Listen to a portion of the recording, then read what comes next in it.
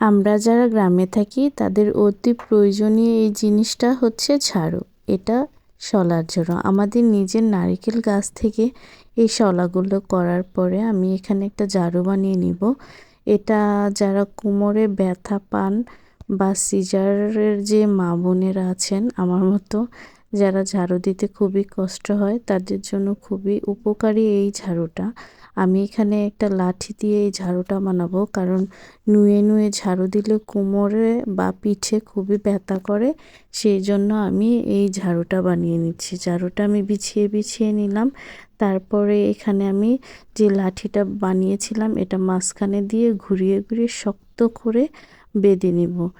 এই ঝাড়ুটাতে আপনার ঝাড়ু দিলেও কোমর বা পিঠ ব্যথা করবে না, কারণ এটা অনেকটাই লম্বা। আপনি দাঁড়িয়ে দাঁড়িয়ে এই ঝাড়ুটা আপনি ব্যবহার করতে পারবেন।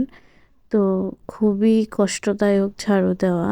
এটা শুধু যারা সিজারের মা বোনেরা আছেন তারাই বুঝতে পারবেন। সেজন্য আমি আজকে এই ঝাড়ুটা বানিয়ে নিয়েছি, কারণ আমরাও সকাল থেকে ঘুম থেকে উঠার পরেই এই ঝাড়ু নিয়ে ঘর থেকে বেরোতে হয় আর ঝাড়ু দিতে হয়। আমারও খুব কষ্ট লাগে এই ঝাড়ু দিতে, কারণ আমারও 2টা ছেলে হয়েছে, দোনোটাই সিজারে হয়েছে। তো সেই কারণে আমি নিজের কষ্টটা একটু কমানোর জন্য এই ঝাড়ুটা বানিয়ে নিয়েছি, কারণ প্রত্যেক দিন আপনি 3 থেকে 4 বার এটা ঝাড়ু দিতে হয় ঘরবাড়ি। খুবই কষ্টদায়ক। নিজের কষ্টটা একটু কমানোর জন্য আমি এই ঝাড়ুটা বানিয়ে নিয়েছি। আমার ঝাড়ুটা খুবই সুন্দর হয়েছে, দেখেন আমি এখানে দাঁড়িয়ে দাঁড়িয়েই ঝাড়ুটা দিয়ে দিচ্ছি।